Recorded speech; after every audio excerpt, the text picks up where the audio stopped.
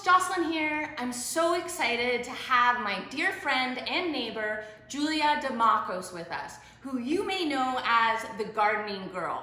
She is a real expert on all things green, and she's recently published her first book, Tea Gardening for Beginners. Thanks so much for coming in, Julia. Thank you so much for having me. I'm so excited that we've been able to collaborate on this Tea Growers gift bundle that has your amazing book. It has our fabulous worm manure, 10 packs of West Coast seeds that correlate with herbs that are in the book. And then you also receive some lovely loose leaf peppermint tea, courtesy of BTs out of London, Ontario, and a reusable cotton tea bag. Really exciting stuff. And you just taught me that peppermint tea is brewed at a special temperature. What's that all about? So there's a real misconception that we need to brew our tea at 100 degrees till full boil. But what happens when you do that is that you're extracting a lot of the bitter compounds. So if you reduce that temperature by a little bit, in the case of peppermint, I suggest 95 degrees, you'll end up getting a lot of the sweeter compounds and less of the bitter. And I discuss that in the book.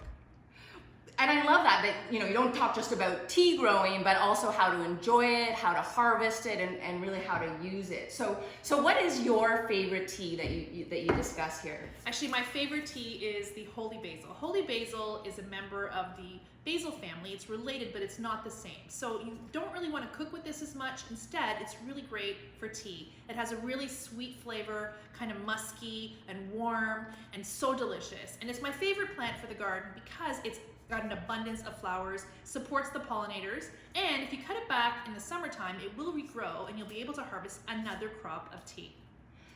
Now that sounds fabulous, but what about for folks that don't have a big outdoor garden?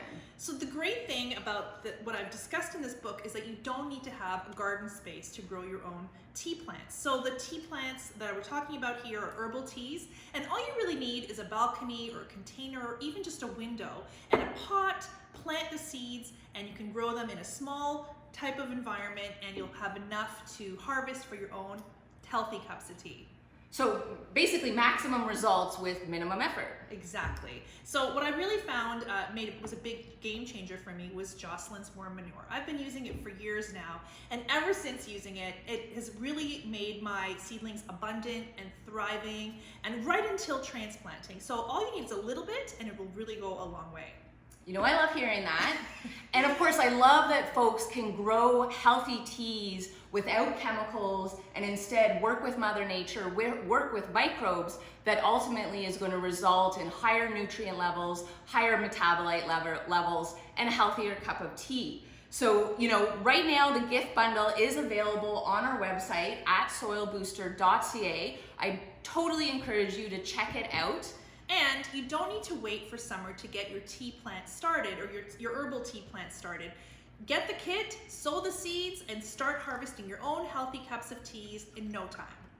Make sure you follow Julia for some great tips online at Julia Dimakos. We really think it'll be your cup of tea.